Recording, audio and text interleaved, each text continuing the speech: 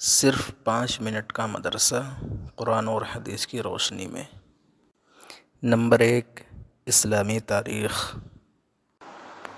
4 محرم الحرام، جنات کی پیدائش۔ قرآن و حدیث میں جنوں کا تذکرہ کثرت سے آیا ہے۔ انسانوں سے پہلے ہی ان کی پیدائش ہو چکی تھی۔ اللہ تعالیٰ نے ان کو آگ سے پیدا فرمایا۔ ایک طویل زمانے تک وہ زمین میں آباد رہے، پھر انہوں نے فساد مچانا اور خون بہانا شروع کیا، تو اللہ تعالیٰ نے فرشتوں کے ذریعے انہیں سمندر کے جزیروں اور دور دراز پہاڑوں کی طرف بھگا دیا۔ ابلیس بھی جنات میں سے تھا، لیکن کثرت عبادت کی وجہ سے فرشتوں کا سردار بنا دیا گیا تھا۔ لیکن جب اللہ تعالیٰ نے حضرت آدم علیہ السلام کے سامنے سجدہ کرنے کا حکم دیا تو اس نے تکبر کیا اور سجدہ کرنے سے انکار کر دیا۔ چنانچہ اللہ تعالیٰ نے دھتکار کر اس کو دنیا میں بھیج دیا اور اس سے تمام نعمتیں چھین لی۔ اس طرح تکبر نے اسے ہمیشہ کے لیے ذلیل و رسوا کر دیا۔ حضور صلی اللہ علیہ وسلم اس دنیا میں انسان و جنات دونوں کی ہدایت اور رہنمائی کے لیے بھیجے گئے تھے۔ چنانچہ احادیث میں جنوں کو اسلام کی دعوت دینے کا ذکر موجود ہے، اور قرآن کریم میں جنات کی ایک جماعت کے ایمان لانے کا بھی تذکرہ موجود ہے۔ نمبر 2، اللہ کی قدرت۔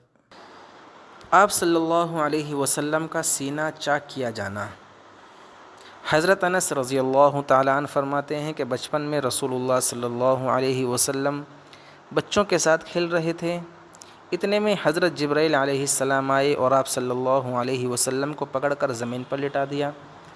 پھر آپ صلی اللہ علیہ وسلم کے سینے کو چاک کر کے دل نکالا اور پھر دل میں سے خون کا ایک لوتھڑا نکالا اور فرمایا، یہ شیطان کا حصہ ہے۔ پھر دل کو سونے کی تشتری میں رکھ کر زمزم کے پانی سے دھو دیا اور پھر دل کو بند کر کے اس کی جگہ واپس رکھ دیا۔ حضرت انس رضی اللہ تعالیٰ عنہ فرماتے ہیں کہ میں آپ صلی اللہ علیہ وسلم کے سینے پر ان ٹانکوں کا اثر بھی دیکھتا تھا۔ نمبر 3، ایک فرض کے بارے میں۔ نماز چھوڑنے پر وعید۔ رسول اللہ صلی اللہ علیہ وسلم نے فرمایا، نماز کا چھوڑنا آدمی کو کفر سے ملا دیتا ہے۔ ایک دوسری حدیث میں آپ صلی اللہ علیہ وسلم نے فرمایا، ایمان اور کفر کے درمیان نماز چھوڑنے کا فرق ہے۔ نمبر 4، ایک سنت کے بارے میں۔ ہدایت کے لیے دعا کرنا۔ اللہ تعالیٰ سے ہدایت طلب کرنے کے لیے ان الفاظ میں دعا کرنی چاہیے، اہدنا الصراط المستقیم، اے اللہ ہمیں سیدھے راستے کی ہدایت فرما۔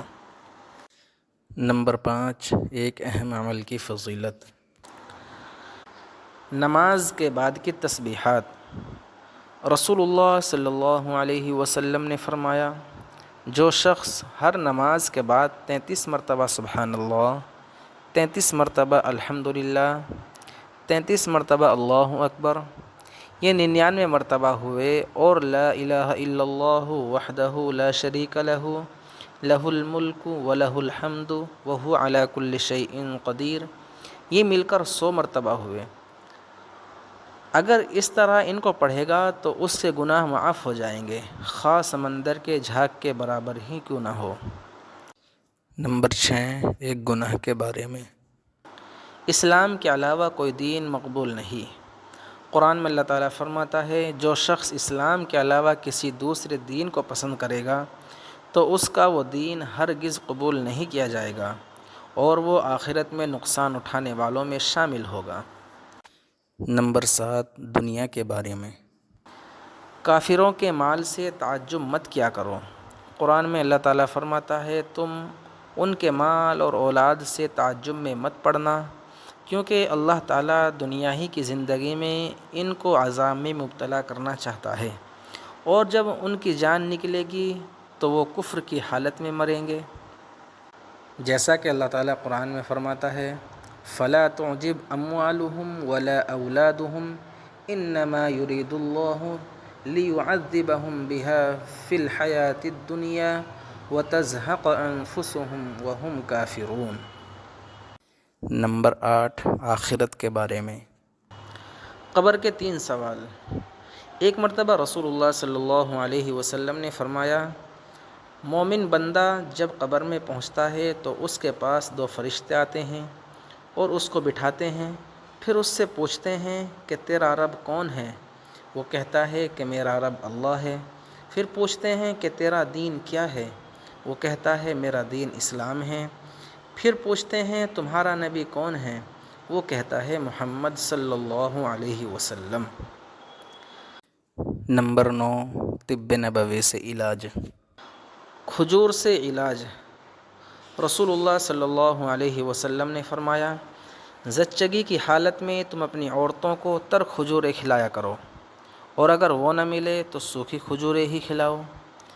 فائدہ: بچے کی پیدائش کے بعد کھجور کھانے سے عورت کے جسم کا فاسد یعنی گندا خون نکل جاتا ہے اور بدن کی کمزوری ختم ہو جاتی ہے۔ نمبر 10، قرآن کی نصیحت۔ نبی صلی اللہ علیہ وسلم کی نصیحت۔ رسول اللہ صلی اللہ علیہ وسلم نے فرمایا، جب تم میں سے کسی کے ہاتھ سے لقمہ گر جائے تو اسے اٹھا لے اور صاف کر کے کھا لے، شیطان کے لیے اسے نہ چھوڑے، اور کھانے کے بعد جب تک انگلیوں کو نہ چاٹ لے ہاتھ کو رومال سے نہ پوچھے، اس لیے کہ معلوم نہیں کہ کس دانے میں برکت ہے۔